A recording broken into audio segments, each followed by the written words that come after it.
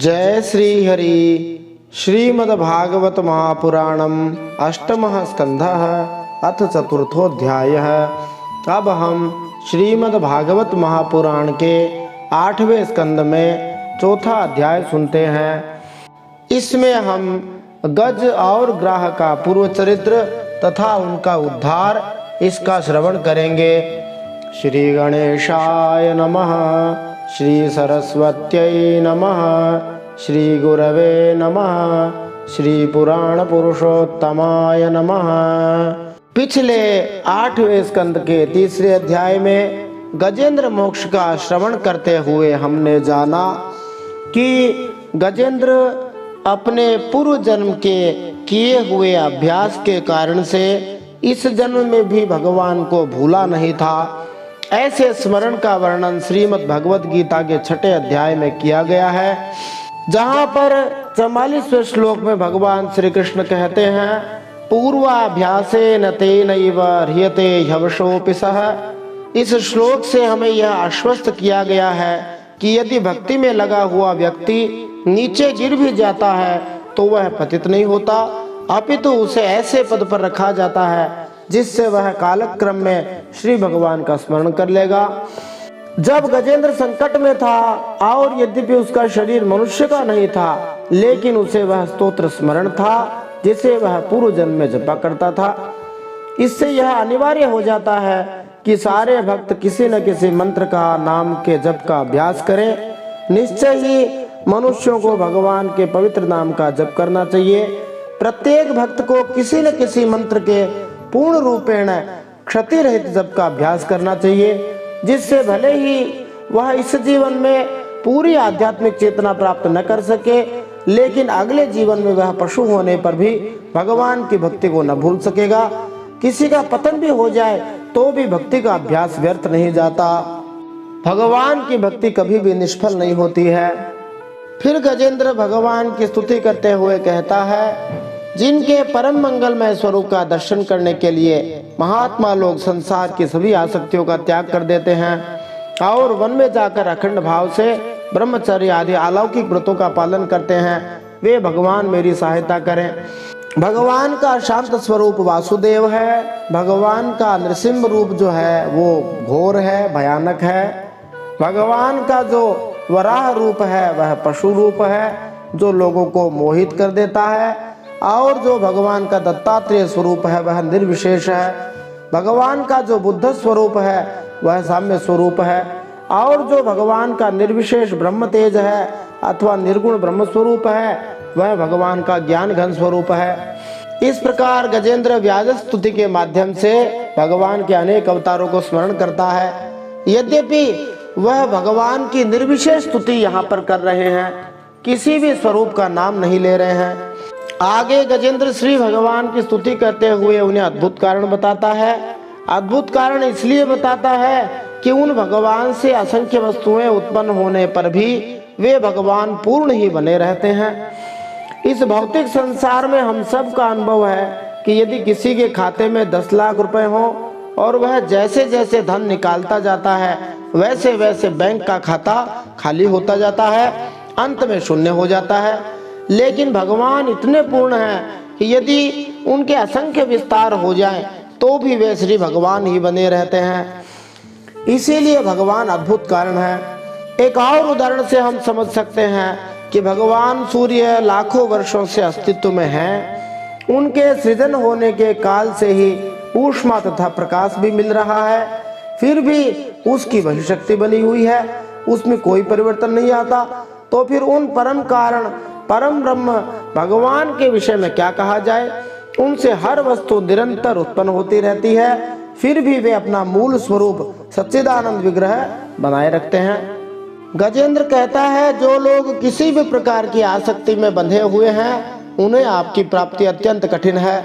फिर भले ही वह आसक्ति उसके शरीर, पुत्र, गुरुजन, गृह संपत्ति आदि की हो, सब प्रकार से निरासक्त होने पर ही परमात्मा की प्राप्ति होती है।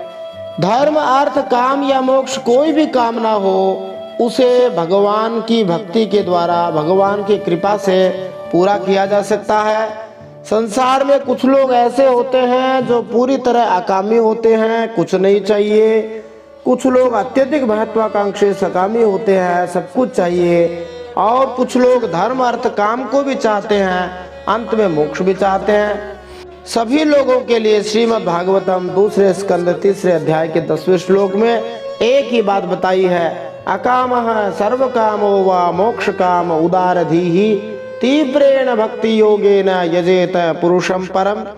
चाहे जिस स्थिति में हो, चाहे वह भौतिक लाभ चाहे या न चाहे, या अंततः मोक्ष चाहे, सभी को श्रद्धा पूर्वक यत्न पूर्वक श्री भगवान की भक्ति करनी चाहिए, तभी उसे मनोवांछित वस्तु प्राप्त होगी।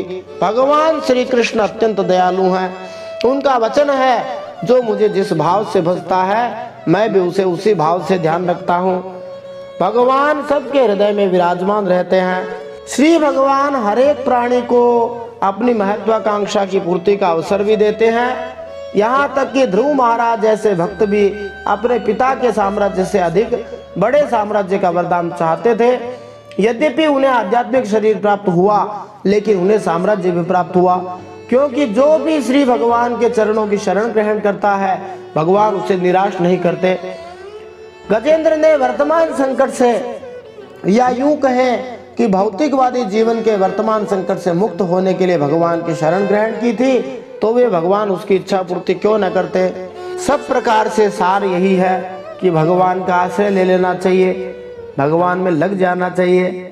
फिर एक बड़ा ही महत्वपूर्ण प्रश्न आता है, जो प्रायः सबके मन में उठता होगा कि क्या भगवान एक स्त्री है या पुरुष है, क्या भगवान एक नारी है या नर है। तो गजेंद्र भगवान की स्तुति करते हुए कहते हैं कि वे भगवान ना तो स्त्री हैं ना पुरुष हैं। तो क्या वे देवता हैं या असुर हैं? तो कहा इन दोनों में से भी नहीं है।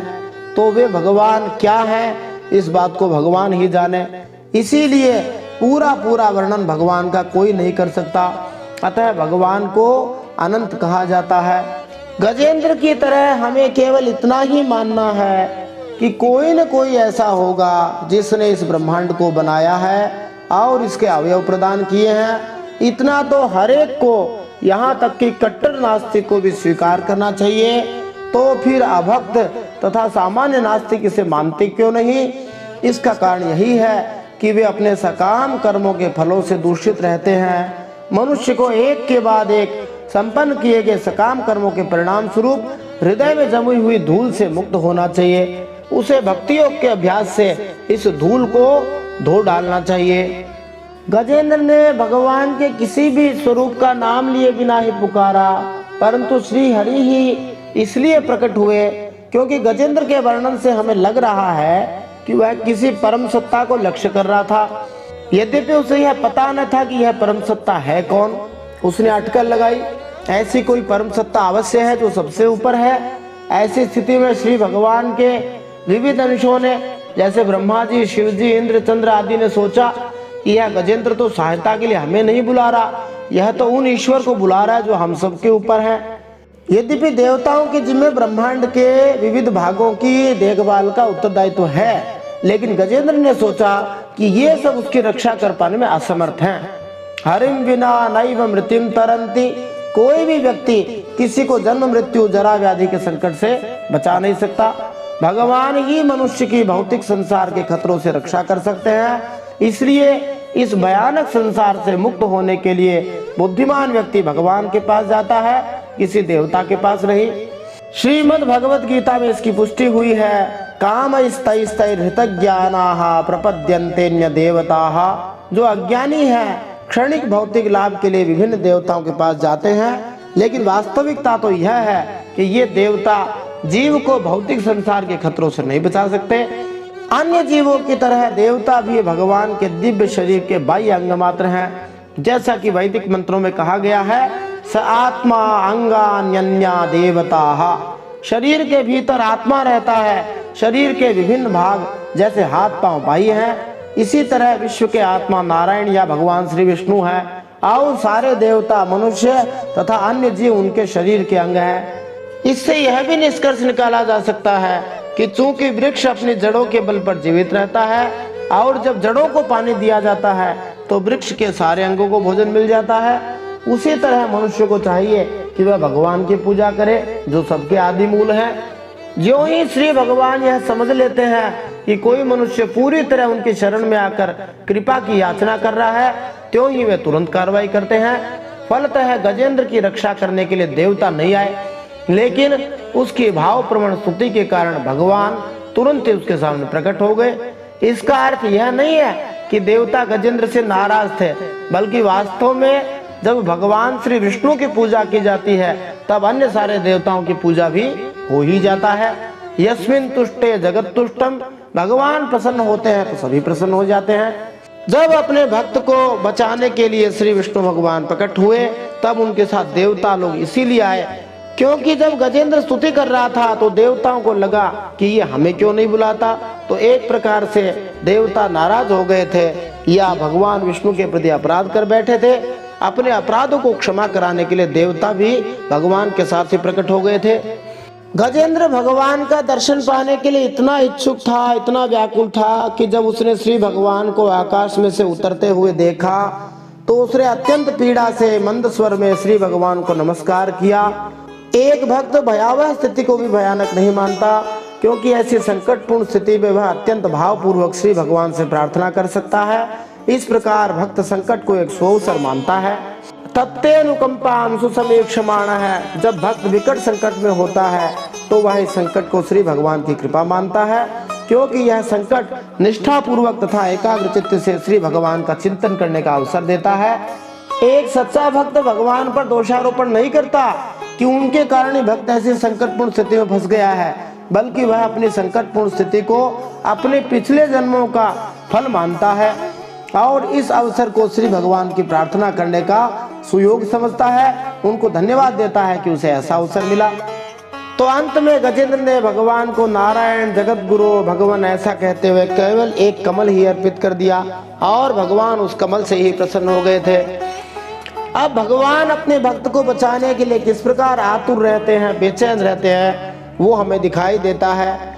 जब श्री भगवान ने गजेंद्र को देखा कि वह बड़ा पीड़ित है, भगवान को लगा कि वे कुछ देरी कर रहे हैं, कुछ देरी हो रही है, तो एक बार की गरुड़ को छोड़कर कूद पड़े और कृपा करके गजेंद्र के साथ ही ग्राह को भी सरोवर से बाहर निकाल लाए और उस ग्राह का सुदर्शन चक्र से वहीं से गर्दन काट दी और गजेंद्र को छुड़ा लिया। तो पहले तो भगवान आए, फिर गरुड़ जी बहुत तेजी से उड़ने वाले और फिर लगा कि गरुड़ जी भी धीमे हो रहे हैं, तो भगवान ने मानो एक शरण लटका लिया और तुरंत वहीं से सुदर्शन चक्र छोड़ दिया। तो भगवान अपने भक्त को बचाने के लिए इतने आतुर रहते हैं।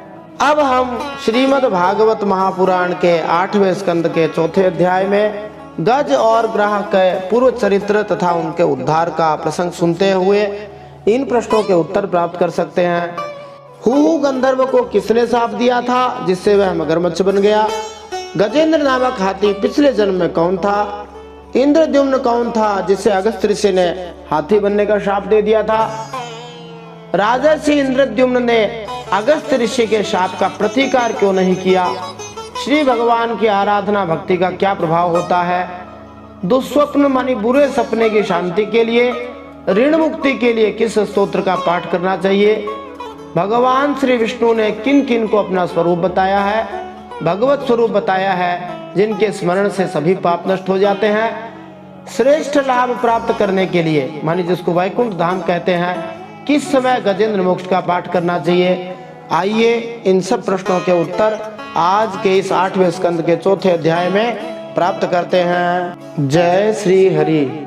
नारायणं नमस्कृत्य नरं चैव नरोत्तमं देवीं सरस्वतीं व्यासं ततो जयमुदीरयेत्।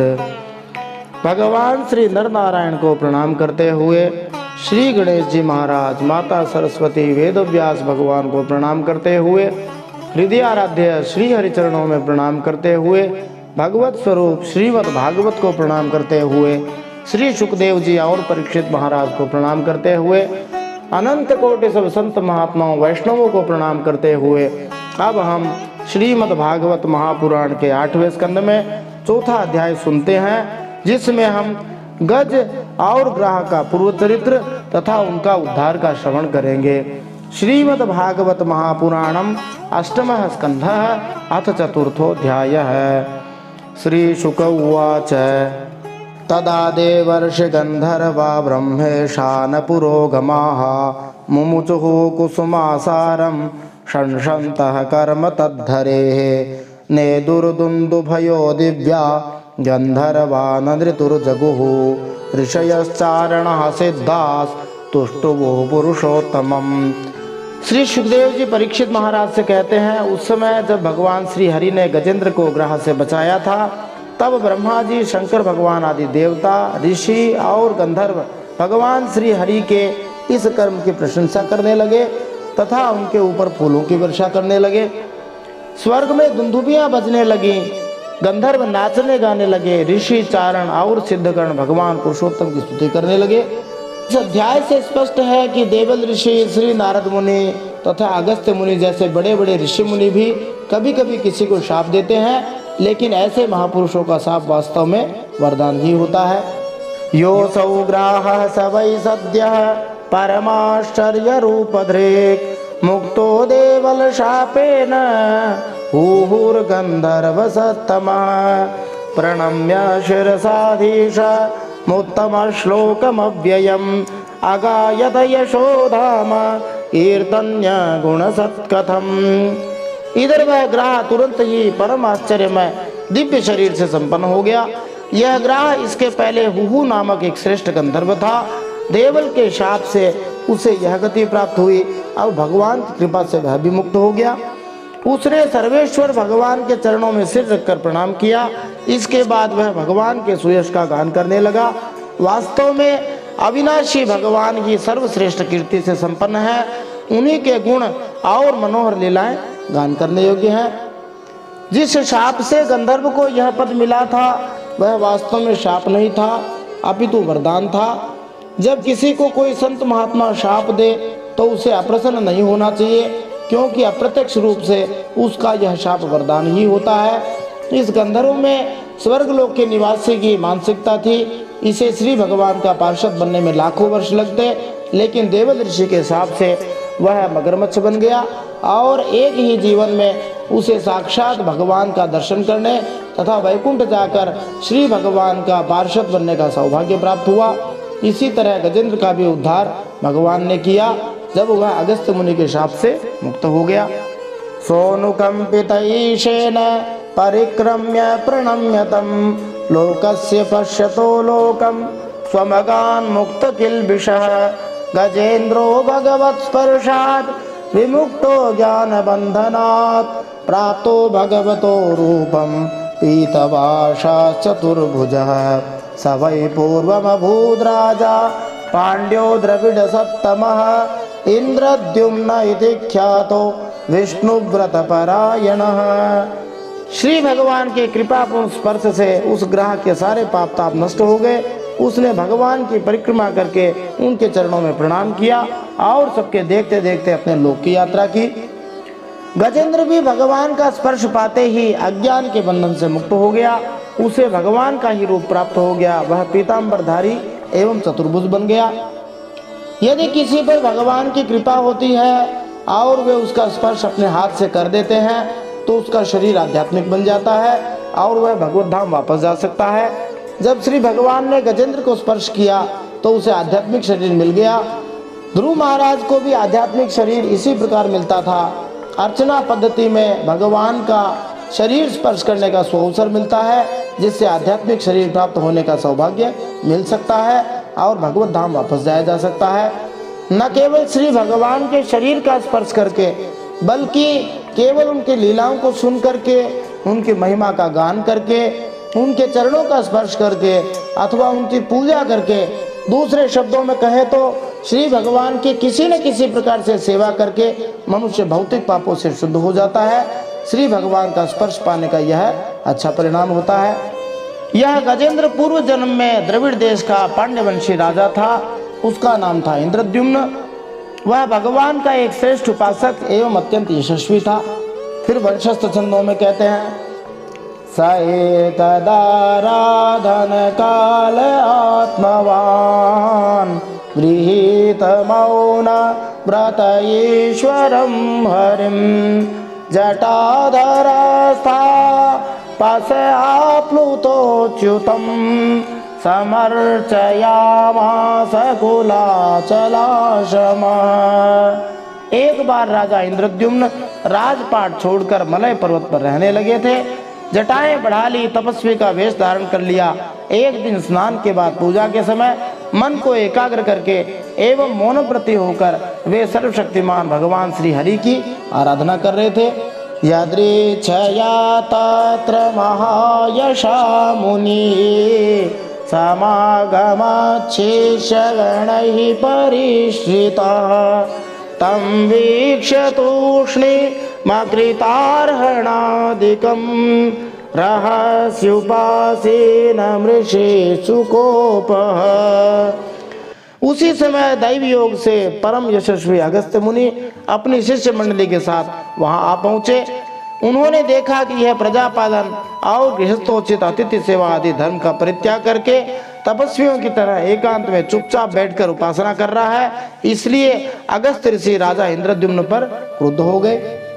फिर उपजाति छंद में कहते हैं, तस्मा इमं शापमदाद साधु रयं दुरात्मा कृत बुद्धिरद्य विप्रावमन्ता विशतान्तमोन्धं यथा गजः स्तब्धमतिः स एव। उन्होंने राजा को यह शाप दे दिया। इस राजा ने गुरुजनों से शिक्षा नहीं ग्रहण की, अभिमानवश परोपकार से निवृत्त होकर मनमानी कर रहा है। ब्राह्मणों का अपमान करने वाला यह हाथी के समान जड़ बुद्धि है, इसलिए इसे वही घोर अज्ञान में हाथी की योनि प्राप्त हो जाए। हाथी अत्यंत बलवान होता है, उसका शरीर अत्यंत भारी होता है, वह कठोर श्रम कर सकता है, प्रचुर भोजन खा सकता है, फिर भी हाथी की बुद्धि उसके आकार तथा बल के अनुरूप नहीं होती। इस तरह इतनी शारीरिक शक्ति होते हुए भी वह मनुष्य का चाकर बनकर काम करता है। अगस्त्य मुनि ने यही ठीक समझा कि इस राजा को हाथी बनने का शाप दिया जाए, क्योंकि इस शक्तिशाली राजा ने उनका स्वागत उस रूप में नहीं किया जैसा कि एक ब्राह्मण का होना चाहिए। यद्यपि अगस्त्य मुनि ने महाराज इंद्रद्युम्न को हाथी बनने का शाप दे डाला, लेकिन यह अप्रत्यक्ष रूप से एक वरदान ही था, क्योंकि हाथी का जीवन बिताने से महाराज इंद्रद्युम्न के पूर्व जन्म के पापों के सारे फल समाप्त हो गए। हाथी जीवन का अंत होते ही वह भगवान जैसा शरीर पाकर उनका पार्षद बनने के लिए वैकुंठ लोक भेज दिया गया। यह सारूप्य मुक्ति कहलाती है।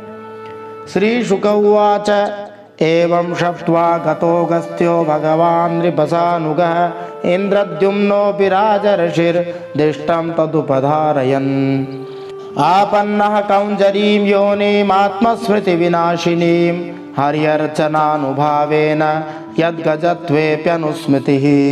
श्री सुखदेव जी परीक्षित महाराज से कहते हैं, शाप एवं वरदान देने में समर्थ अगस्त्य ऋषि इस प्रकार शाप देकर अपनी शिष्य मंडली के साथ वहां से चले गए। राजा ऋषि इंद्रद्युम्न ने यह समझकर संतोष कर लिया कि यह मेरा प्रारब्ध ही था। इसके बाद आत्मा की विस्मृति करा देने वाली हाथी की योनि उन्हें प्राप्त हो गई, परंतु भगवान की आराधना का ऐसा प्रभाव है कि हाथी होने पर भी उन्हें भगवान की स्मृति हो ही गई। भगवान के भक्त की यह अद्वितीय स्थिति है। यद्यपि राजा को शाप दिया गया था, लेकिन उसने इसका स्वागत ही किया, क्योंकि भक्त सदैव जानता रहता है कि श्री भगवान की इच्छा के बिना कुछ भी नहीं हो सकता। यद्यपि राजा का कोई दोष न था, फिर भी अगस्त्य मुनि ने उसे शाप दे दिया, और जब ऐसा हो ही गया तो राजा ने इसे अपने पिछले जन्म के दुष्कर्मों के कारण हुआ समझा। तत्तेऽनुकंपां सुसमीक्षमाणः श्रीमद् भागवतम दशम स्कंद के 14वें अध्याय के 8वें श्लोक में ब्रह्मा जी कहते हैं कि भगवान की कृपा को सदा ही देखते रहना चाहिए। यह भक्त के सोचने का एक व्यावहारिक उदाहरण है। वह जीवन की किसी भी असफलता को भगवान का आशीर्वाद मानता है। सफलता को तो सभी आशीर्वाद मानते हैं, भक्त असफलता को भी आशीर्वाद मानता है। असफलताओं से क्षुब्ध नहीं होना चाहिए, बल्कि वह अपने भक्ति कार्यों में लगा रहे और भगवान उसकी रक्षा करते हैं तथा भगवत धाम वापस जाने में उसे सक्षम भी बनाते हैं। यदि भक्त को अपने पिछले दुष्कर्मों के फल भोगने भी पड़ जाएं, तो श्री भगवान उसे इनका नाम मात्र फल चखाकर तुरंत ही उनसे मुक्त भी कर देते हैं। अतएव मनुष्य को भक्ति में दृढ़ रहना चाहिए। श्री भगवान स्वयं ऐसे व्यक्ति को बहुत जल्दी वैकुंठ लोक भेजने की व्यवस्था करते हैं। भक्त को कभी भी दुर्भाग्यपूर्ण परिस्थितियों से विक्षुब्ध नहीं होना चाहिए, अपितु श्री भगवान पर ही पूरी तरह आश्रित रहकर अपने नियमित कार्यक्रम को आगे बढ़ाते रहना चाहिए। इस श्लोक में उपधारयन् शब्द अत्यंत महत्वपूर्ण है, जिसका अर्थ है विचार करते हुए, जो यह सूचित करता है कि भक्त जानता है कि कौन क्या है, वह समझता है कि इस भौतिक बद्ध जीवन में क्या हो रहा है। फिर सुखदेव जी वसंत का छंद में कहते हैं, एवं विमोक्ष गजयूथपमब्जनाभस् तेनापि पार्षद गतिं गमितेन युक्तः गंधर्व सिद्ध विबुधै रूपगीयमान कर्माद्भुतम स्वभवनम गरुडासनोगात्। भगवान श्री हरि ने इस प्रकार गजेंद्र का उद्धार करके उसे अपना पार्षद बना लिया। गंधर्व सिद्ध देवता उनकी इस लीला का गान करने लगे और वे पार्षद रूप गजेंद्र को साथ ले गरुड़ पर सवार होकर अपने अलौकिक धाम को चले गए। फिर वंशस्थ छंद में कहते हैं, एतन्महाराज तवेदितो मया कृष्णानुभावो गजराज मोक्षणं स्वर्ग्यं यशस्यं कलिकल्मषापहं दुःस्वप्ननाशं कुरुवर्य शृण्वताम्। हे कुरुवंश शिरोमणि परीक्षित, मैंने भगवान श्री कृष्ण की महिमा तथा गजेंद्र के उद्धार की कथा तुम्हें सुना दी। यह प्रसंग सुनने वालों के कलिमल और दुस्वप्नों को मिटाने वाला एवं यश, उन्नति और स्वर्ग देने वाला है। यथानु कीर्तयन्ते तच्छ्रेयस्कामाद्विजातयः शुचयः भ्रातरुत्थाय दुःस्वप्नाद्युपशान्तये इदमाह हरिः प्रीतो गजेन्द्रं कुरु सत्तम शृण्वतां सर्वभूतानां सर्वभूतमयो विभुः। इसीलिए कल्याणकामी द्विजगण दुःस्वप्न आदि की शांति के लिए प्रातः काल जगते ही पवित्र होकर इस गजेंद्र मोक्ष का पाठ करते हैं। वैदिक साहित्य का और विशेषतया श्रीमद् भागवतम तथा श्रीमद् भगवत गीता या रामचरितमानस के प्रत्येक श्लोक और चौपाई वैदिक मंत्र की तरह है। यहाँ पर प्रयुक्त यथानु कीर्तयन्ति शब्दों से यह सूचित किया जाता है कि इस साहित्य को यथार्थ रूप में प्रस्तुत किया जाए, लेकिन ढोंगी लोग वास्तविक कथा से हटकर अपने व्याकरणिक वाग्जाल से मूल पाठ का मनमाना अर्थ निकालते हैं। इस तरह के हेरफेर से बचना चाहिए। यह वैदिक आदेश है जिसका समर्थन श्री सुखदेव जी ने किया है। वे कहते हैं, यथानु कीर्तयन्ति, मनुष्य को चाहिए कि कोई फेर बदल किए बिना मंत्र का यथारूप पाठ करें, क्योंकि तब उसे सौभाग्य के पद तक उठने की योग्यता प्राप्त हो सकेगी। पाप पूर्ण कर्मों के कारण हमें रात में दुस्वप्न आते हैं जो अत्यंत कष्टप्रद होते हैं, उनका विनाश इस स्तोत्र के पाठ से हो सकता है। सुखदेव जी कहते हैं, हे परीक्षित, गजेंद्र की स्तुति से प्रसन्न होकर सर्वव्यापक एवं सर्वभूत स्वरूप भगवान श्री हरि ने सब लोगों के सामने ही उसे यह बात कही थी। श्री भगवान उवाच, ये मां त्वां च सरश्चेदं गिरिकंदर काननम वेत्रकीचक वेणूनां गुल्मानि सुरपादपान् शृंगाणि मानि धिष्ण्यानि ब्रह्मणो मे शिवस्य च क्षीरोदं मे प्रियं धाम श्वेतद्वीपं च भास्वरम्। श्री भगवान ने कहा, जो लोग रात के पिछले पहर में उठकर इंद्रिय निग्रह रूप एकाग्र चित्त से मेरा, तेरा अर्थात गजेंद्र का, इस सरोवर का, पर्वत एवं कंदरा का, वन, बेंत, कीचक और बांस के झुरमुट का, यहाँ के दिव्य वृक्ष तथा पर्वत शिखर का, मेरे ब्रह्मा जी और शिव जी के निवास स्थान कैलाश पर्वत का, मेरे प्यारे धाम क्षीर सागर का, प्रकाशमय श्वेत द्वीप का, और श्रीवत्सम कौस्तुभम मालाम गदाम कौमोदकी मम सुदर्शनम पांचजन्यम सुपर्णम पदगेश्वरम शेषम च मत्कलाम सूक्ष्माम श्रियम देवी मदाश्रयाम ब्रह्मांडम नारदम ऋषिम भवम प्ररादमेव च।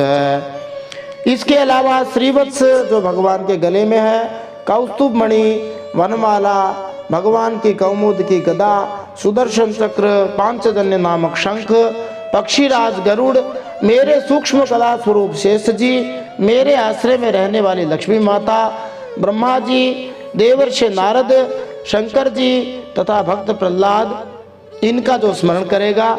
इसके अलावा मत्स्य कूर्म वराहाद्यै रवतारैः कृतानि मे कर्माण्यनंत पुण्यानि सूर्यं सोमं हुताशनं प्रणवं सत्यमव्यक्तं गोविप्रान् धर्ममव्ययं दाक्षायणीर्धर्मपत्नीः सोमकश्यपयोरपि।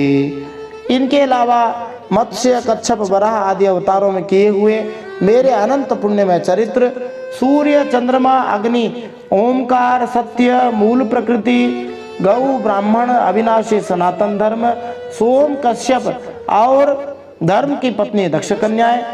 इसके अलावा गंगाम सरस्वतीम नंदाम कालिंदीम सितवारणम ध्रुवम ब्रह्म ऋषीन् सप्त पुण्यश्लोका समानवान् उत्थाय पररात्रान्ते प्रयतः सुसमाहिताः स्मरन्ति मम रूपाणि मुच्यन्ते येन सोखिलात्। इसके अलावा देव नदी गंगा सरस्वती अलकनंदा यमुना ऐरावत हाथी भक्त शिरोमणि ध्रुव जी 7 ब्रह्मर्षि और पवित्र कीर्ति नल युधिष्ठिर जनक आदि इन महापुरुषों का जो स्मरण करते हैं वे सभी पापों से छूट जाते हैं, क्योंकि ये सब के सब मेरे ही रूप हैं। ये मां स्तुवन्त्यनेनांग प्रतिबुद्ध्य निशात्य ये तेषां प्राणात्यये चाहं ददामि विमलां मतिं। श्रीशुक उवाच इत्यादिश्य ऋषिकेश प्रथमाय जलजोत्तमं हर्षयन् विबुधानीक मारुरोह खगाधिपम। हे प्यारे गजेंद्र, जो लोग ब्राह्म मुहूर्त में उठकर तुम्हारी की हुई स्तुति से मेरा स्तवन करेंगे, मृत्यु के समय उन्हें मैं निर्मल बुद्धि का दान करूंगा। श्री सुखदेव जी कहते हैं, हे परीक्षित, भगवान श्री कृष्ण ने ऐसा कहकर देवताओं को आनंदित करते हुए अपना श्रेष्ठ शंख बजाया और गरुड़ पर सवार होकर चले गए। बोलिए परम सत्य श्री हरि की जय। श्रीमद् भागवत महापुराण की जय। इति श्रीमद् भागवते महापुराणे पारमहंस्यां संहितायां अष्टम स्कंधे गजेंद्र मोक्षणम नाम चतुर्थोध्यायः। श्रीमन्नारायणार्पणमस्तु। इस प्रकार श्रीमद् भागवत महापुराण परमहंसों की संहिता अष्टम स्कंद में गजेंद्र मोक्ष नामक चौथा अध्याय भगवान श्री नारायण के चरणों में समर्पित हो।